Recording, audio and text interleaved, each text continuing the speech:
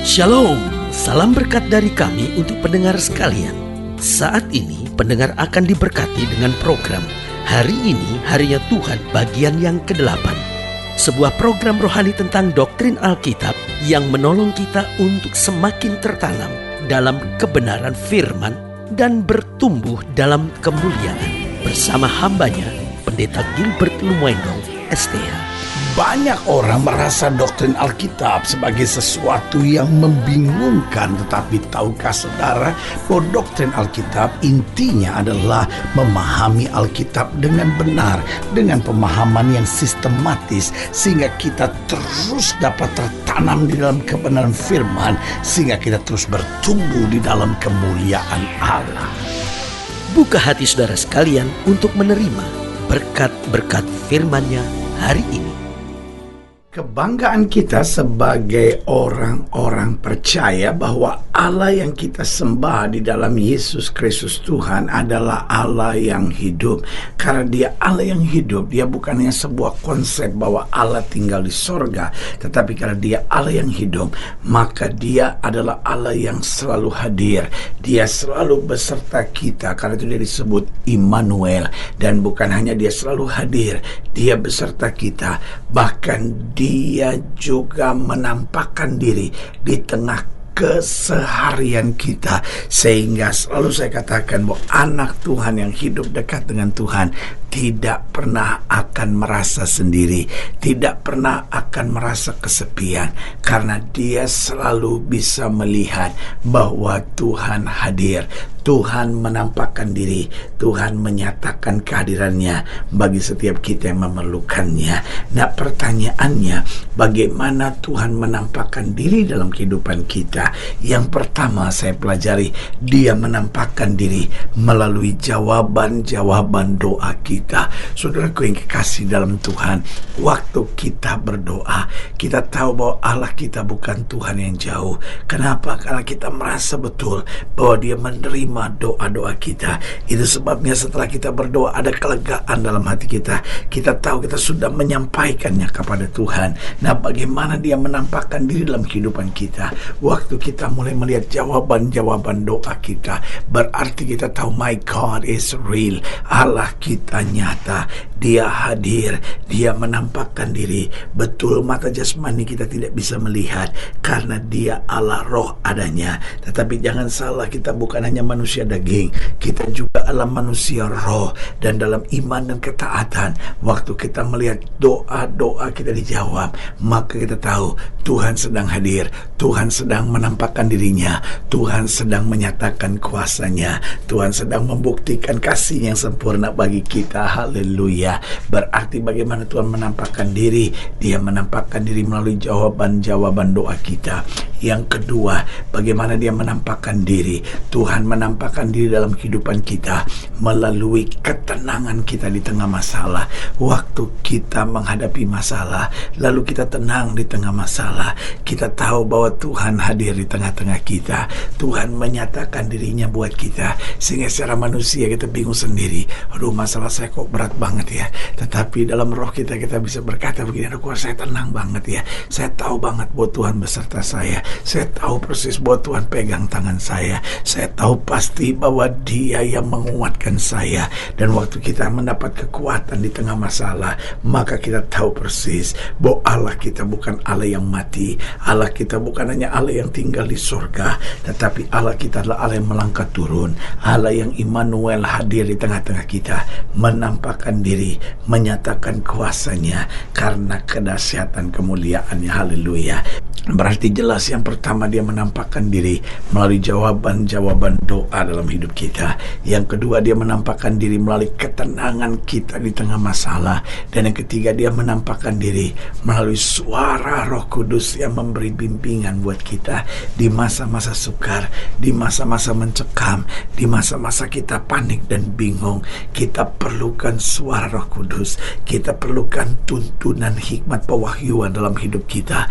Nah, pada saat kita merasa betul ada tuntunan, kita merasa betul ada hikmat, kita merasa betul ada suara Roh Kudus yang berbicara jelas buat kita, maka kita tahu Tuhan sedang menampakkan dirinya buat kita. Tuhan sedang menyatakan kuasanya. Tuhan sedang hadir di tengah-tengah kita untuk menolong kita, menghibur kita, dan memberikan kita jalan keluar. Haleluya. Saudaraku yang kasih dalam Tuhan, sekali lagi perlu saya tegaskan, Allah kita bukan Allah yang mati.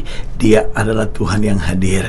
Dia Tuhan yang menampakkan diri, dan Dia Tuhan yang selalu beserta kita. Haleluya. Berarti Dia menampakkan diri melalui jawaban-jawaban doa kita, melalui ketenangan kita di tengah masalah, melalui suara Roh Kudus yang memberi bimbingan, tuntunan buat kita, dan akhirnya melalui kekuatan buat kita di tengah-tengah masa yang sukar. Kadang-kala kita menghadapi situasi yang serba salah, tetapi kita tetap dapat berdiri tegak. Lalu kita mulai berpikir, kok bisa ya saya tetap berdiri tegak di masa seperti ini? Dan kita tahu itu karena Tuhan yang menegakkan kita, Tuhan yang memampukan kita, dan Tuhan yang menguatkan kita. Karena saudaraku yang kasih dalam Tuhan, jangan pernah merasa sendiri, jangan pernah merasa kesepian, karena Allah yang kita sembah di dalam Yesus Kristus Tuhan adalah Allah yang hadir, Allah yang beserta kita, dan Allah yang menampakkan dirinya buat kita. Haleluya. Selamat datang dalam program kita hari ini, harinya Tuhan, sebuah program rohani yang kembali mengingatkan kepada kita betapa pentingnya kita menjadikan firman Tuhan sebagai dasar keseharian hidup kita. Karena selama kita jadikan firman Tuhan sebagai dasar keseharian hidup kita, langkah-langkah ke depan kita penuh dengan kepastian, kemenangan, berkat, mujizat, dan perkara-perkara besar. Haleluya.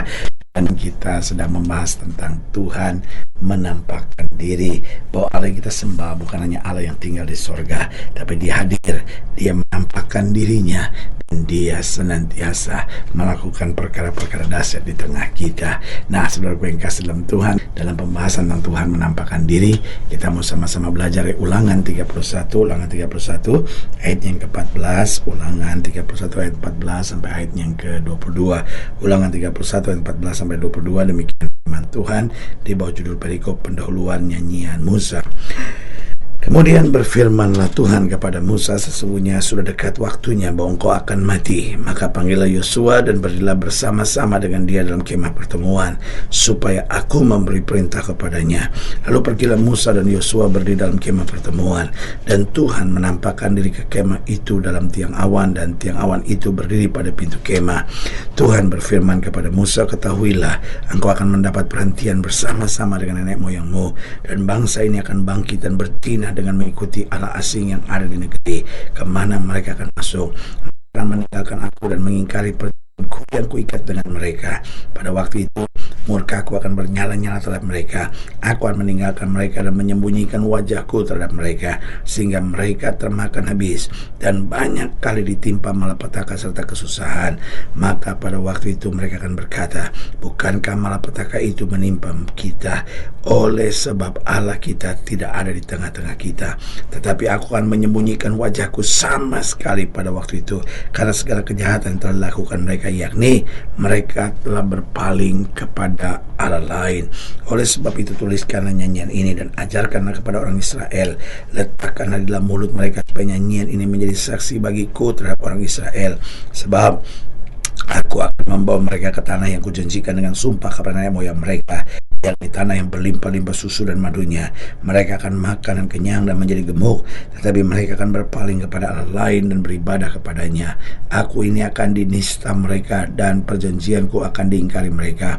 Maka apabila banyak kali mereka ditimpa malapetaka serta kesusahan, maka nyanyian ini akan menjadi kesaksian terhadap mereka. Sebab nyanyian ini akan tetap melekat pada bibir keturunan mereka.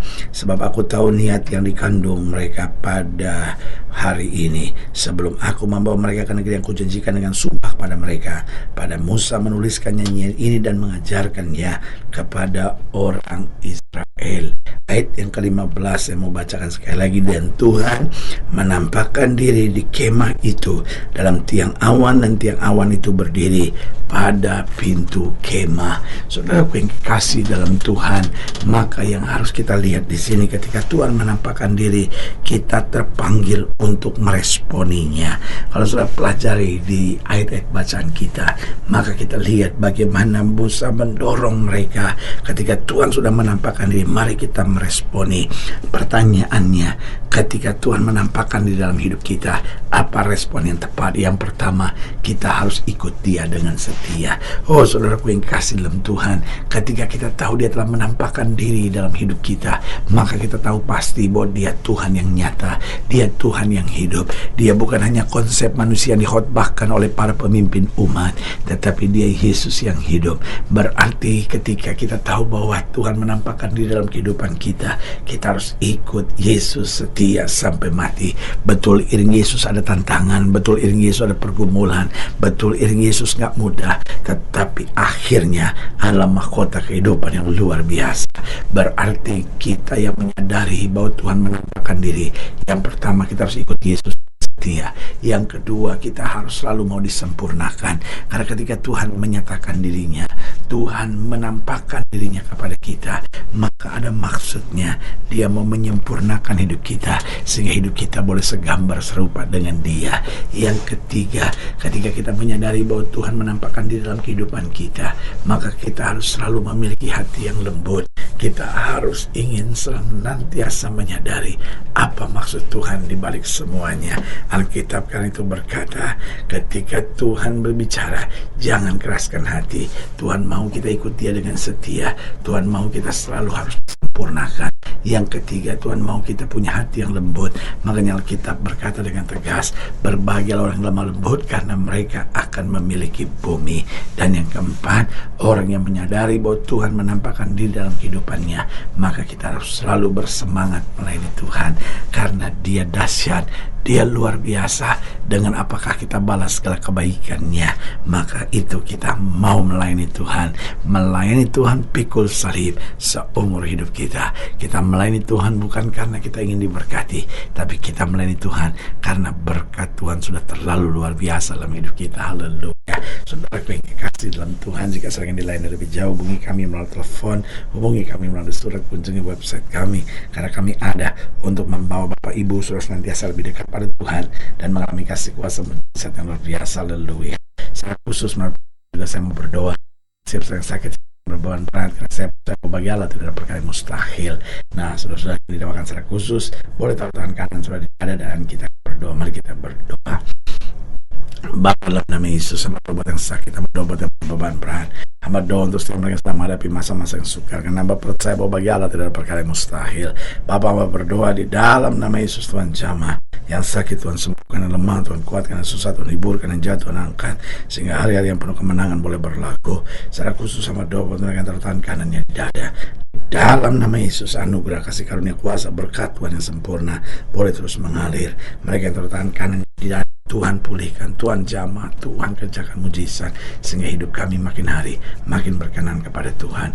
Makin hari boleh merasakan betapa tiap saat, tiap waktu Tuhan menampakkan diri dan menguatkan hidup kami. Di dalam nama Yesus kami berdoa. Haleluya. Amin. Saudaraku yang kasih dalam Tuhan, kita sudah berdoa. Ingat, Allah tidak pernah lalai menepati janjinya. Inilah saatnya buat kita untuk bangkit bersemangat, bersukacita dalam menghadapi segala perkara, karena kita tahu Yesus hidup, Yesus berkuasa, dan selalu menyediakan terbaik buat anak-anaknya. Doa saya menyertai saudara. Sampai berjumpa pada program berikut. Jangan lupa, jadikan hari ini harinya Tuhan. Haleluya.